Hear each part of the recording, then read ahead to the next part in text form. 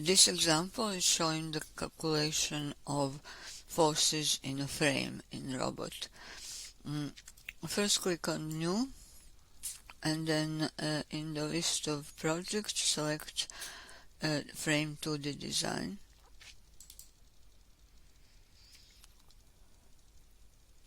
For the frame, previously we used nodes, and it's quite easy to place the nodes, but especially if the frames are complex, say multi-story or multi-bay, we can use also grids, and this is how we can place the grids.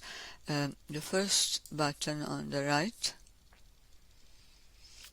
gives us the axis definition, and this is first in the x direction. So in the x direction we can place one axis at 0 meters and one axis at 6 meters.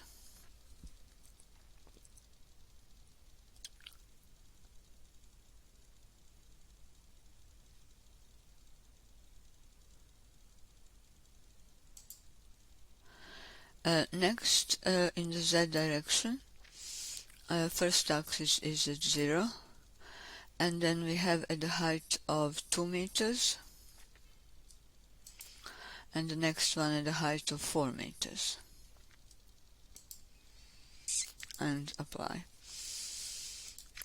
So this is what we have. Between axis 1 and 2 there are 6 meters, and between axis 1, yes, I forgot to do something else. Yes, so in these, let's say in the z direction, I should have changed numbering to ABC. Yeah, that's better. So yeah, we have these axes now defined, A, B, and C, from 0, 2, and 4 meters height. So this will help us to place our frame. We can first specify, so we don't need to do the nodes, because we can go on to sections and materials, and we're using again S275, but we need to bring in some other sections. So if I click on New, and in the chorus we will add now UKB. So the beams in this structure should be 406, 178, 54. So we find that section and add it, and then we also need UKC 254, 254, 89, and add. So once we specify these sections, we can go on to members or bars, previously called bars. So in the notes it will say bars, but it's the same as members. So let's first place the columns. So make sure here we select the UKC section, and here we can change to column, although it's not going to give us wrong result if we leave it as simple bar. So we can now place the first column between grids A and C on the left, and on the right we can place two columns, one from A to B and one from B to C. The reason we need two elements is because we have a force at 4, and we can't have a point load in the middle of the bar in a robot. It has to be at the end of the bar.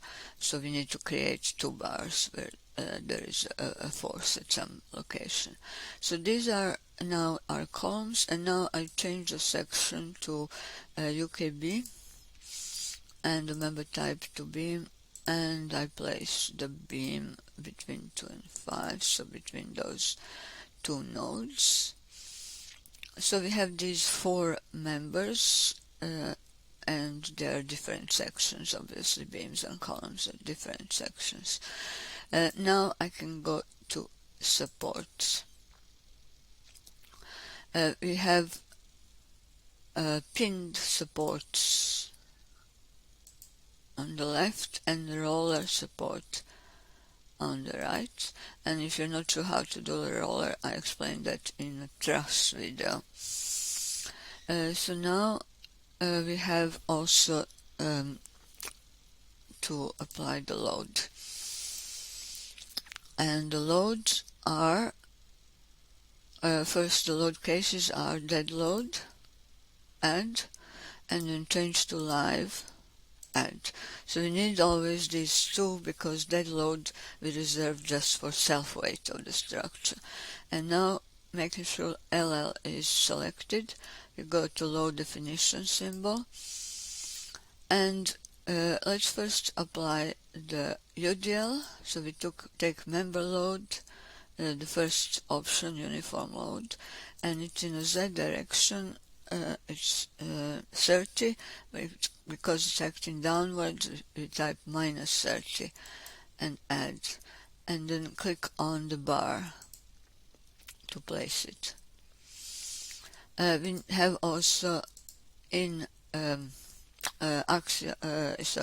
nodal force, and that is the force of 25,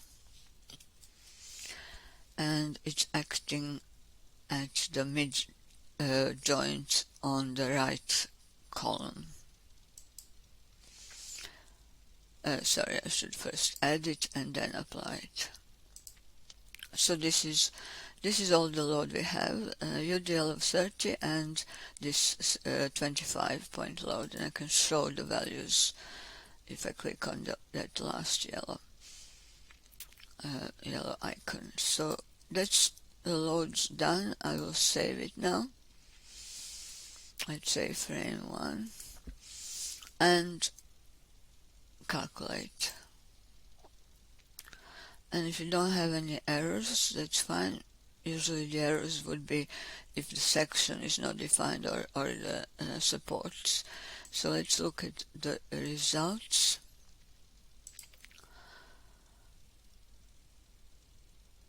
Let's look at the reactions, all, and descriptions. So these are dead load reactions. We want live load. And these are our live load reactions. So one is horizontal, fx 25, negative, so it's acting to the left, so that's correct, because we have a force acting to the right, so this is balancing.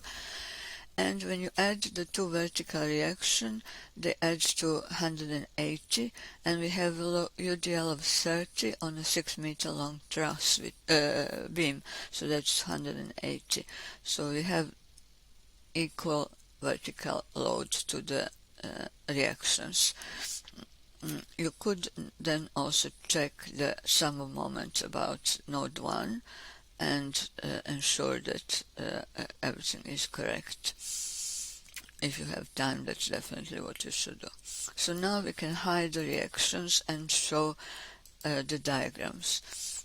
Now in the frame we have axial force diagrams, shear force diagram, and bending moment diagram. So these are Fx, axial, Fz, shear, and Y, moment. Let's show first the Fx, axial force, and in parameters, labels. So I can use differentiated as well, yeah. And field. So this is our diagram of the axial force. So we have compression, purple, in the columns, which is expected, and tension in the beam, tension because there was a pulling force here acting to the right. And so these are our forces in members, and this is what we would use then to design these members. Now let's go back to NTM and hide Fx and show Fz. So for Fz it doesn't matter really plus or minus, so I don't have to differentiate. In fact, let's does not differentiate. It's confusing. So this is the shear force diagram, and this is on a column on the beam. It goes from positive to negative, and then on the second column is negative shear force of 25. Positive shear force will be what is turning clockwise about a section. So if you want to check by hand calculations, by all means do using your first year or rather second year notes. And this was the shear force. Now the bending moment is My. My moment shows the maximum moment on the beam of 211 kilonewton meters. So these are our forces in members in the structure. We can also show the deformation, both nodal and exact deformation for members. So it shows us deformation of each node. And hiding this, I can now show the stresses. So I can show the stress from axial force. I can show the stress from bending, which would be from tension. And if the diagram appears very big, always normalize it. So this is the stress of 227. This is from bending. And I can show the maximum stress, which is combination from the stress from axial force and bending. Sorry, minimum. So this is tension. Maximum tension in this truss is 230. And it occurs somewhere near the middle, but not quite at the middle. It's about maybe 2.3 meters from. So I will hide this. So this is the stress diagram. We can also show the shear stress diagram. So that was normal stress, and this is now shear stress from the shear force in all members.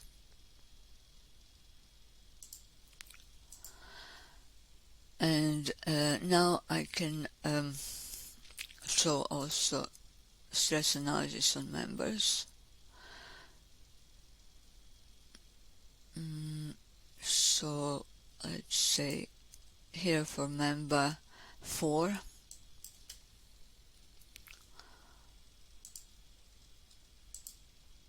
for a live load, and this is in the middle of